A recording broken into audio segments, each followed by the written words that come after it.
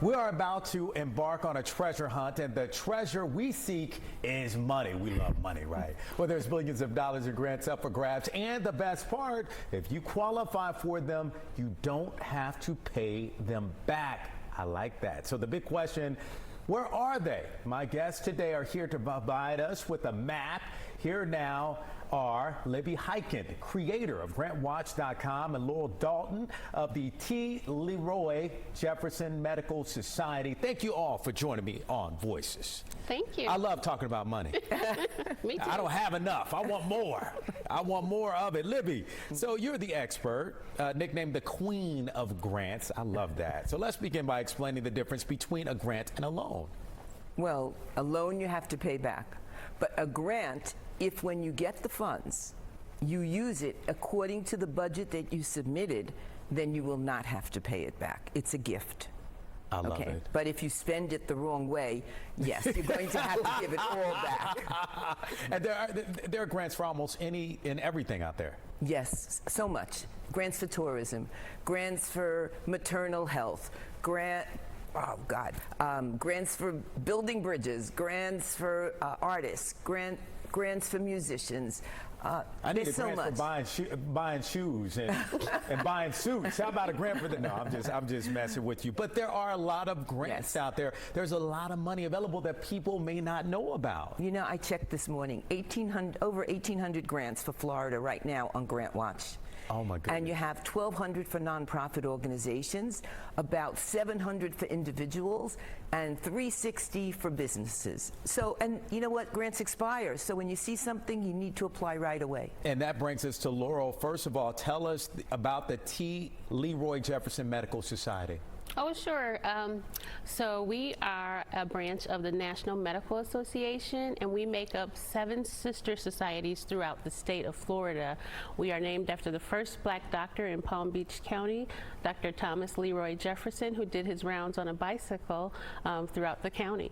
And he bartered giving his medical services to the underserved in the community. And we continue that tradition by helping with access to health care and also youth development opportunities for marginalized populations. Is there a limit to how many times you can basically go into the well, Libby? You can apply for as many grants as you want. However, let's say you were going to do a specific program and serve 300 people. Mm-hmm. You can't then apply to serve the same 300 people with the same services to someplace else. Right. If you should get both grants, then you have to let them know and then say, well, now we're going to outreach to another 300 people. Right. Okay? You can't double dip. You can't double dip. So is it best to, instead of applying over and over and over again, to diversify and apply for different programs? Yes, definitely. But you don't always get a grant if you apply for it, and you may have a phenomenal grant. And it could score like a 74 if they were scoring it, right? And somebody that scores a 75 gets the grant. So take your grant and use it somewhere else, or go back next year. And can you bundle that grant money with loan money? Sure, because when you apply for a grant, you can also say that you have some in-kind support, and that would be from a loan, or it could be from membership or from donations. And you can run your program that way.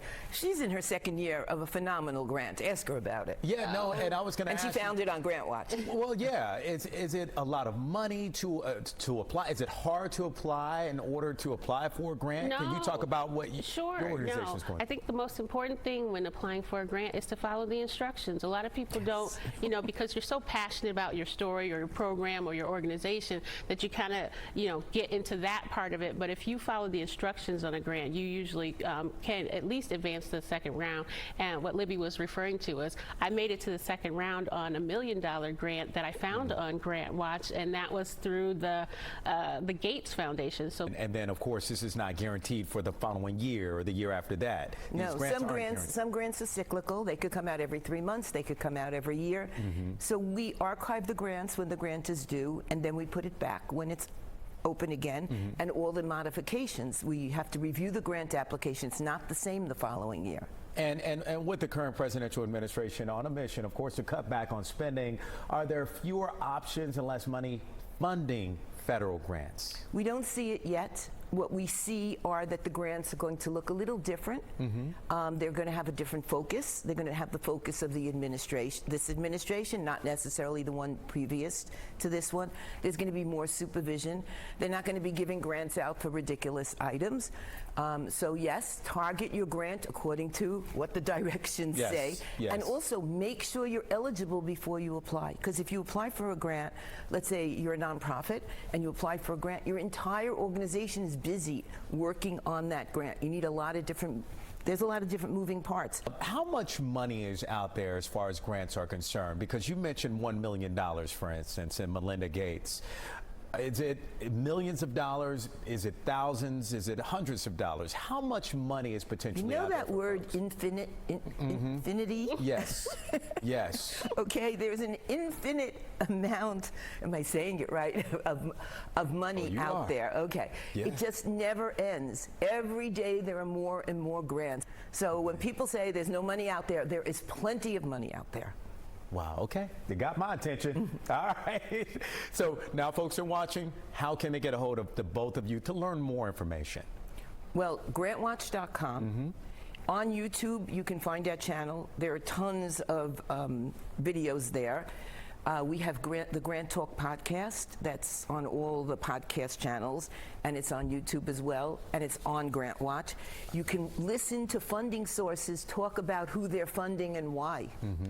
And you can hear from other grant writers like Laurel how they got grants and how much money they've received, and it'll give you that, you know, impetus to just keep going because it's there. Amen. And Laurel, for those that want to find out more about the T. Leroy Jefferson Medical Society, how can they get a hold of you? Oh, sure. You can visit our website at www.tljms.org, or you can call us at 561-318-0814.